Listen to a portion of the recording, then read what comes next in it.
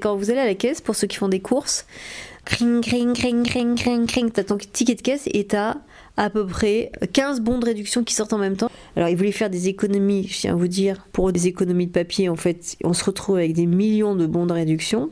Donc tu gagnes 90 centimes si tu achètes 3 packs de café. Tu as besoin d'avoir un sacré stock de café ou 18 rouleaux de PQ x 3 et là tu as 1,20 € de réduction.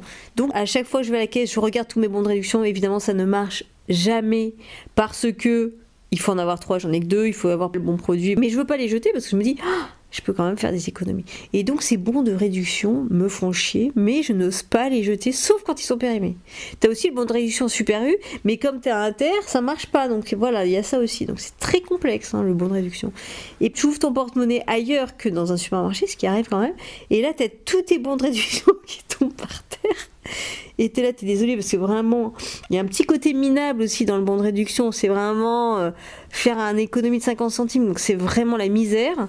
Et t'es là, genre la femme, elle a gardé tous ses bons de réduction, on va regarder le catalogue avec la promotion machin. Bon bref, c'est un peu humiliant quand même, mais je les remets dans mon porte-monnaie et c'est reparti. Quoi, voilà. Tout ça pour dire que les bons de réduction, je crois que je vais les jeter, j'en ai marre.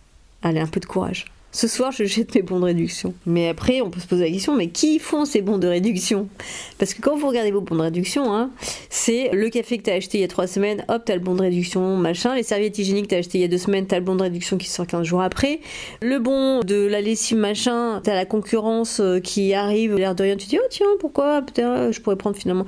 Bref, en fait, donc derrière ces bons de réduction, il y a quand même des personnes qui ont étudié tes achats ou ta façon de fonctionner et qui te balancent au bon moment ou pas ces bons de réduction, et donc ils sont plus intelligents finalement que toi par rapport à ta consommation. Mais eux, en plus, ils arriveraient, je pense, à faire des économies avec moi. Alors ça, par contre, je sais pas encore. Je pense que c'est pas quand même les mêmes cerveaux.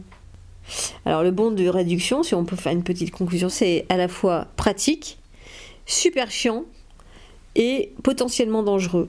Alors pourquoi le potentiellement dangereux? C'est que j'ai été étudiée en tant que consommatrice par mes achats carte bleue, mon portable, etc. C'est quand même une intrusion dans ta vie de consommatrice ménagère.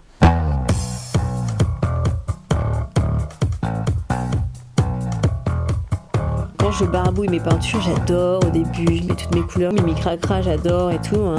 Et au bout de 3-4 jours, j'ai une forme, un machin. Et là, j'adore et je voudrais m'arrêter là. C'est un peu abstrait, il y a des formes qui me plaisent et tout. Et là, le vrai travail commence. Il va falloir que je travaille ma peinture pour aboutir à une forme, un sujet, voilà. Et là, j'aime plus, j'ai envie d'abandonner. Je me dis, bon, allez, c'est bon, maintenant je passe à autre chose. J'ai la flemme, en fait. Parce qu'il y a un vrai travail de finition, de réflexion, de choix des couleurs, quoi. Voilà, on affine tout ça. Et on passe en fait du brouillon, alors je ne veux pas dire au chef-d'œuvre, mais du brouillon à la peinture finale. Et cette transition-là, pour moi, est très dure et compliquée. Et je tourne autour comme pour faire les podcasts. J'ai pas envie d'aller travailler, j'aime pas travailler. Ouais. Par contre, quand je suis allée au bout, parce que je me force, ce côté chiant te fait comprendre que c'est aussi un produit de fabrication humaine qui intervient obligatoirement, sinon reste dans le brouillon et t'en fais des millions, mais il n'a aucun intérêt. L'art, c'est pas du pur esprit. Il y a aussi un corps. À un moment donné, il faut incarner quelque chose de très corporel, charnel, du matériel. Il n'y a rien de pur. C'est pas spirituel. Il faut se donner, vraiment, dans quelque chose de concret. Ma peinture, mon œuvre d'art, a été réalisée sur une toile, sur un support, avec des pinceaux, de la peinture.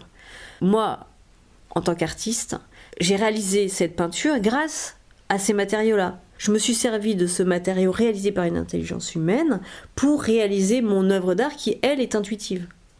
Donc quand quelqu'un dit c'est une peinture à huile de Marie-Pavranche, en fait, c'est insulter les fabricants de peinture à huile qui, eux, savent. Donc ce n'est pas une peinture à huile de Marie-Pavranche.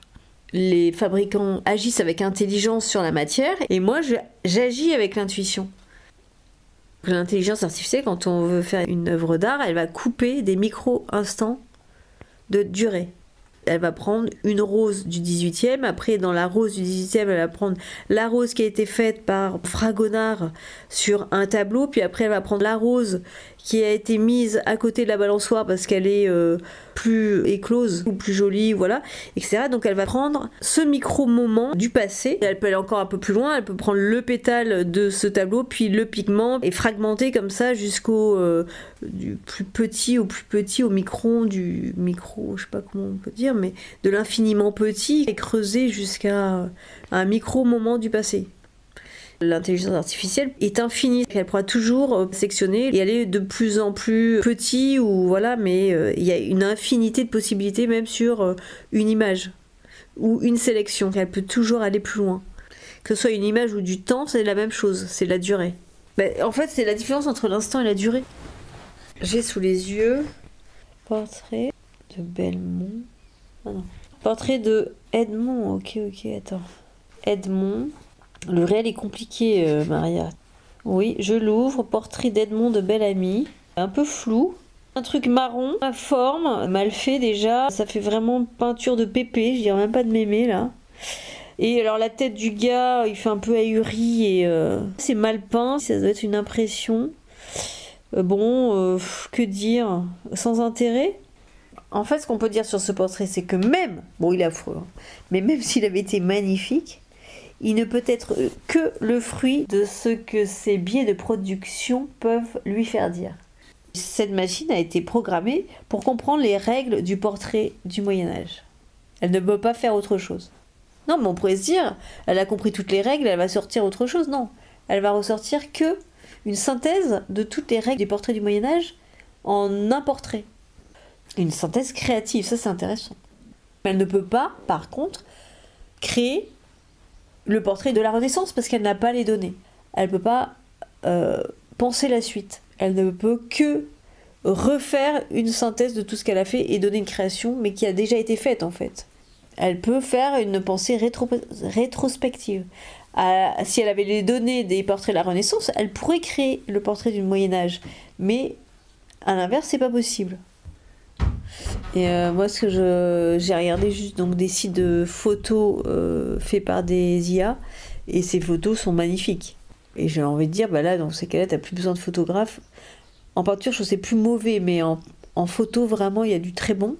Mais on reste toujours quand même dans quelque chose de ultra esthétique et qui redit ce qui a déjà été dit. Il y a toujours ce côté ah mais ça me rappelle ça, ou ça me rappelle. En fait, c'est un mélange de tout ce qu'on a aimé, très esthétique, mais c'est du déjà vu, publicitaire, un peu. Elles peuvent pas se différencialiser parce que même si elles font de très belles photos, elles font comme, je dirais, les mauvais artistes. Wow. Elle s'imagine que l'art, c'est le reflet de son temps, ou le reflet d'une société. Et donc ça, effectivement, l'intelligence peut très bien le faire, et on peut la remercier, parce que du coup, ça met à l'honneur les vrais artistes. On va pouvoir enfin voir qui sont les vrais artistes. Non, c'est très très orgueilleux ce que je dis. Mais honnêtement, moi je trouve que l'avantage de l'intelligence artificielle, c'est peut-être que les gens vont dire oh, mais quand ils vont voir de la vraie création humaine, ils vont se dire ah ouais, ça, ok, c'est ça un artiste, tu vois. On va pouvoir vraiment voir la différence entre l'art et la déco, la belle déco. Et que tous les faux artistes ou qui copient le réel ou qui copient qui redisent ce que la société a déjà dit ou qui sont plébiscités par le monde parce qu'ils reflètent le monde vont peut-être disparaître parce que l'intelligence artificielle peut faire la même chose.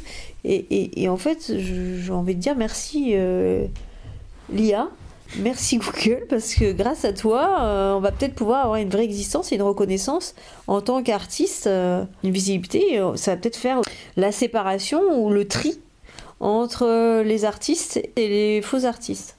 Ça veut dire que je m'estime comme une vraie artiste, mais oui.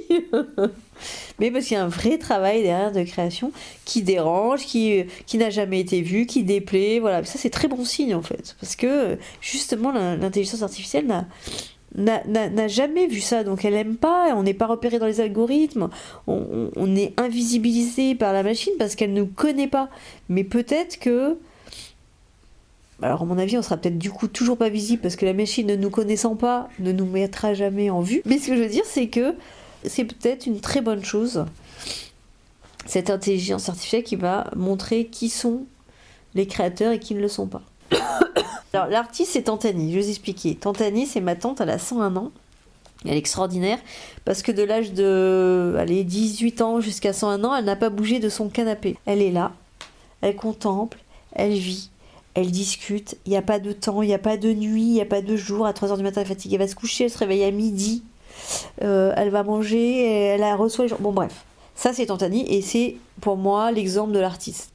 Elle ne va pas dire tiens il faut que je crée là maintenant tout de suite parce que il faut que je travaille 8 heures par jour pour la création. En fait elle suit le flux de la vie et elle vit la durée à travers la nature fluide et continue du temps.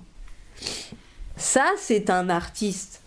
C'est-à-dire que la glandouille sur le canapé, c'est hyper important. Tu es là, tu glandes, tu penses, tu réfléchis, et en fait, dans le coin de ta tête, tu sais que tu as une œuvre qui est en cours, qui n'est pas finie, et tu sais pas quand elle va être finie. Moi, une performance, ça peut mettre 3 ans, c'est-à-dire que demain, on me dit, il faut que tu la finisses, bah non, elle est pas mature, c'est le temps, c'est la maturité, c'est... Je discutais justement avec une artiste performeuse, je lui ai demandé si elle voulait bien faire une performance avec moi, et elle m'a dit, écoute, je te donnerai la réponse. Et puis elle m'a rappelé, je sais pas, 3 semaines après. Elle m'a dit, oh, désolée, je t'ai pas répondu rapidement. Mais j'ai dit, mais honnêtement, on s'en fout, quoi. Je veux dire, il n'y a pas de temps pour les performances. C'est dans 3 semaines, c'est dans 6 mois. Elle est peut-être pas finie, on la fera peut-être. On n'est pas dans le temps. Pour l'artiste, il n'y a pas de moment isolé. C'est fluide, c'est un moment continu et indivisible. Dans ma tête, il y a une sorte de création. Alors j'ai fini une performance, mais il y en a une autre qui est là, en fait. Mais c'est vraiment comme une maternité, quoi. Je veux dire, en continu. Il n'y a rien de séparé, tout est fluide. Il n'y a pas de violence, mais il n'y a pas de séquence ou de timing. T'es dans le salon, il se passe rien. T'es avec donc Tantani, on discute, elle me raconte ses histoires de guerre, etc. On a pris un petit café, on fait une hantise, on est à moitié allongé sur les canapés, il fait bon. Et puis il y a des moments, t'as une horloge qui sonne, je sais même pas si je pense que ça n'a jamais été la vraie heure, ça sonne, puis hop, il y a du temps qui passe, puis ça ressonne. Voilà, c'est ces sortes de moments un peu complètement dissolus. D'ailleurs, on s'en fout finalement que cette horloge sonne les bonnes heures ou les mauvaises heures, mais j'aime bien quand même l'entendre parce que je me dis, tiens, le temps passe. Mais en fait, on sait même pas si c'est de la demi-heure, de l'heure, mais le temps passe quand même, elle sonne, et puis elle a un petit son très quand même désagréable au bout d'un moment. Pas très beau. Et c'est important aussi ce temps qui passe, mais c'est pas un temps réel. C'est pas un temps, c'est-à-dire ça sonne, mais ça divise pas le temps. Elle coupe pas des moments distincts et isolés de la journée. En fait, elle fait partie de l'ambiance du salon, en fait. Et en fait, dans ces moments, comme ça peut être les dimanches après-midi, ou voilà, tout le monde connaît ces temps comme ça, longs, d'échanges, très, très, très, je dirais, très humains. Il n'y a pas de temps sectionné ou fragmenté. Tous les moments se fondent les uns dans les autres. En fait, ça a été un moment, je dirais. Un moment, mais on peut même pas dire si on est resté 5 heures, d'ailleurs c'est le cas des fois, où à un moment il fait nuit, on est là, on commence à allumer la lumière, on dit oh putain, il s'est rien passé. Hein. Mais voilà, c'était un moment, un temps fluide et continu. Une seconde s'est passée, c'est déjà la fin. J'aimais bien cette horloge parce qu'elle était chez ma grand-mère et elle était belle, elle avait un petit son cristallin. Et en fait, au moment de l'héritage, on l'a récupérée parce que personne ne la voulait. Et je l'avais mis là près de la fenêtre. Et puis un jour, je sais pas ce qui s'est passé, il y a eu un coup de vent, j'avais pas dû fermer la fenêtre et elle est tombée par terre. Oh, catastrophe. L'aiguille à moitié repliée, donc j'ai essayé de la tourner comme ça. Alors des fois elle faisait ding, le machin de sonnette à moitié défoncé, donc là ça tapait un peu à côté, ding, ding. Bref. Au bout de 3-4 ans, elle marchait plus du tout, elle a pris la poussière et elle a commencé vraiment à tomber à moitié en ruine. Et mon père un jour l'a pris en disant moi j'ai mon ami réparateur, il adore ça, je te la prends et je la fais réparer. Du coup il l'a gardée. Elle est plus en sécurité chez lui. De toute façon, ici, les objets ne restent pas longtemps fonctionnels. Hein. Ils se cassent et ils disparaissent. Ou ils disparaissent. Mais en fait, ça me dérange pas tant que ça, parce qu'une horloge réparée qui marque vraiment les heures, ça ne m'intéresse pas du tout. Elle te dit, ting, c'est l'heure, il est 4 heures. Non, c'est horrible. Donc je préfère pas avoir d'horloge qui marque le temps. Pas de temps. Et puis, quand tu veux savoir, tu te lèves, tu te débrouilles pour savoir l'heure, mais au moins, il n'y a pas de rupture, pas d'intrusion d'intelligence artificielle dans mon intelligence artistique. De cette mécanique en fait du temps, je la veux pas dans mon salon. Ça m'empêche d'être créative, ça m'empêche de de penser, de discuter ou de prendre le temps. Ça me coupe. L'horloge est intrusive, je n'en veux plus dans cette pièce. Cette expérience ou cet après-midi à fédenter sur ton canapé, à ne rien faire, à discuter, à prendre du café, etc. et à papoter, c'est une après-midi artistique et créative qui se bâtit sur le sentiment de continuité et qui est à l'inverse de la machine, réglée par le timing en fait et le séquençage. La création, c'est un moment fluide qui dure encore et qui n'est jamais arrêté, un tout indivisible. Pour un artiste authentique, il n'y a pas plein de sortes d'art, il y a un art, soit la photo, la peinture, la sculpture, etc. Il y a un seul art qui commence aux grottes de Lascaux, ou avant, mais il n'y en a qu'un seul qui s'étire, qui arrive jusqu'à nous aujourd'hui et qu'on continue à étirer comme un élastique, quoi. Je veux dire, sans rupture. C'est une création permanente, en fait. Contrairement à l'intelligence artificielle qui, elle, est qu'une série de coupures rétrospectives qui nous redonnent des choses qui ont été déjà faites, mais il n'y a pas... Nous, on suit la vie, l'intuition, justement ces moments de créativité qui sont pas du tout mécaniques mais intuitifs en fait. C'est après qu'on analyse, on dit bon bah ça c'était l'époque de la Renaissance, ça c'était le style du Moyen-Âge, donc là on reséquence tout pour nous donner un axe ou une histoire, c'est intéressant, mais l'art ça n'a rien à voir, la création n'a rien à voir, elle est autre, elle a une autre vie à côté, elle ne dépend pas de cette histoire-là, elle a une vie propre en fait qu'on continue tous les jours, tous ces artistes, et on peut pas, à part la mort, on ne peut pas l'arrêter. On sait pas où ça va aller, on sait pas nous ce que je vais faire demain, et en fait c'est pour ça qu'on est en permanence dans la création intuitive, humaine, et nous sommes un seul art en fait. Nous sommes un seul art. On est tous les mêmes là depuis le début de l'humanité, on continue, on avance, et il y a toujours cet art qui est là, et qui ne mourra jamais. C'est pour ça que ça sert à rien d'avoir peur de l'intelligence artificielle, ça n'a rien à voir. C'est deux mondes. Il y a le monde de la machine, ça, la technique, on peut l'utiliser, hein, ça, c'est pas le souci. Mais nous, on continue aussi.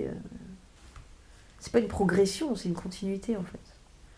Est-ce que l'IA, un jour, pourra se poser dans mon salon et aimer la glande, discuter avec nous, éprouver ce sentiment de chaleur humaine?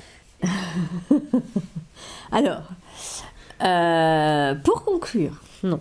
Cette sympathie à la vie, de prendre le temps, de vivre avec le moment, d'aimer, d'échanger, de discuter, voilà, d'humanité des choses, voilà, cette relation, tout ça, en fait, ces moments je dirais, de bien-être aussi, cette sympathie avec le réel, d'être là, présent, sans préoccupation, disponible à la vie, c'est là que l'œuvre dépasse l'artiste. Et ça va donner autre chose qui va le dépasser, parce que c'est pas ce moment-là qu'il a transcrit, mais un autre moment de vie. Par exemple, une femme qui va être sur un tabouret, saucissonnée avec une pomme d'un côté, une banane de l'autre, qui s'appelle Je m'en balance, et qui aura rien à voir avec ce qu'il avait voulu dire. Et pourquoi, on ne sait pas, mais ça l'a dépassé, et là est une œuvre d'art.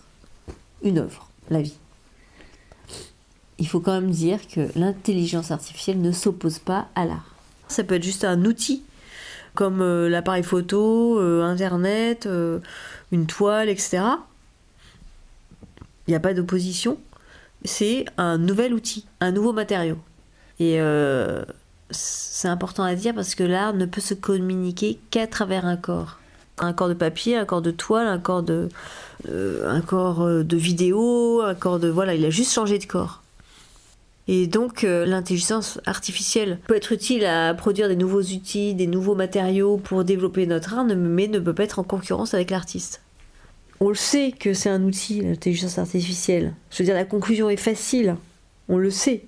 Mais ce qui était intéressant, je trouve, dans ce podcast, c'était la création. Ça parlait finalement du coup de l'acte créatif et non mécanique et intuitif. Et en fait, ça m'était bien. J'ai trouvé que, je sais pas si ça va réapparaître, mais ce que j'ai trouvé intéressant, c'est pas la conclusion parce qu'on la connaît, On va dire, bah oui, la photo, on a dit la même chose, l'écriture avec le livre, avec l'oralité, on a eu peur. C'est des outils en fait.